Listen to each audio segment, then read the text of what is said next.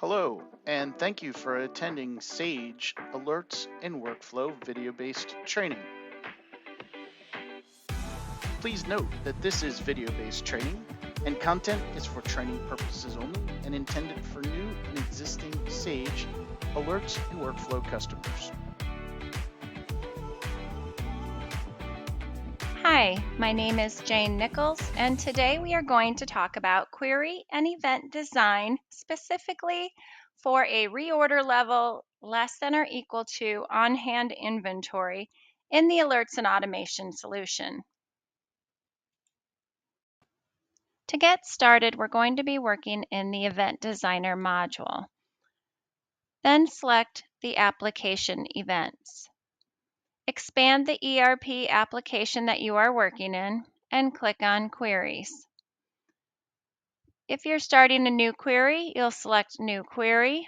But for this training video, I've gone ahead and created the query already, so we're just going to take a look at it by clicking on Edit. This opens the Query Designer wizard, and you can see that I gave it a description of inventory reorder level less than or equal to on-hand inventory. Don't forget to mark that checkbox active. Next, we're going to look at the Columns tab, and you're going to select the table or tables that you need to pull the fields that you're going to be using in the deliverables. For my example here, I have selected two tables. I have my item master along with my inventory location table. I've selected 5 different fields, and so these columns are item number, description, location, reorder level, and quantity on hand. I went ahead and selected my item number as unique. And then we'll go over to the Links tab. This is where if you select more than one table, you need to link the tables together. So I selected my primary table. It automatically filled in my secondary table. And then I have to select a field that is common between the two, and that is unique. So in this case, I selected item number. I used the left outer join and created the join and linked the tables together. Next is the Filters tab. Here is where you're going to filter out the data that you are looking for. So in this instance, I've used my reorder level, and I've done is greater than and the number 0. What this does is pulls out all of my records that have something other than a 0, greater than 0 in my reorder level field. I went ahead and said, and the second filtering criteria has to be true. And this criteria, the second filter, is the reorder level once again. And this time it is greater than or equal to my quantity on hand. Both of these are numbers. And for this particular query, we do not need subfilters. I can click on the SQL. This tells me what the query SQL statement has built for me, what the wizard has built. And then I'm going to go ahead and select Preview. You don't need to do anything with the SQL tab. In the preview window, I should see some data here, which I do. And if you can tell, I have my reorder level is greater than 0, and it is larger than my quantity on hand.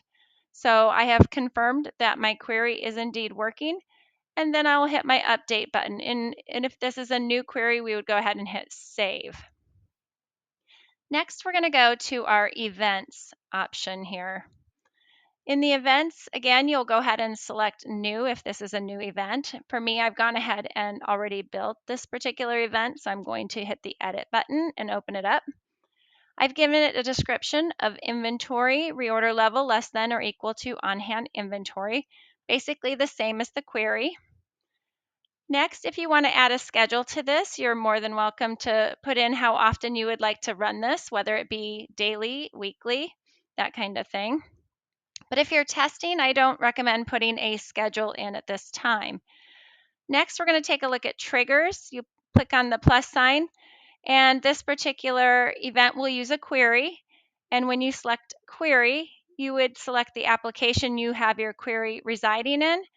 And then you can do a search for it or go ahead and scroll through and find the query you're looking for. I've already gone ahead and selected my inventory reorder query that we just built.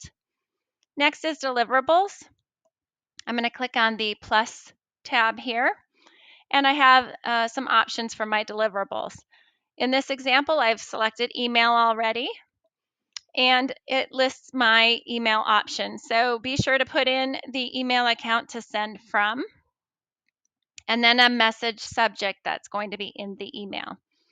Down in the body where you see preview message here, this is the body of the email, and I've put the following parts are equal to or below the reorder line, and we need to purchase more. So I've gone and used a table format, and the reason it's yellow is because I used the begin, repeat, end, repeat. If I click on the raw message in the HTML, you can see down in the data where I'm using the variables, here's my begin, repeat, and end, repeat.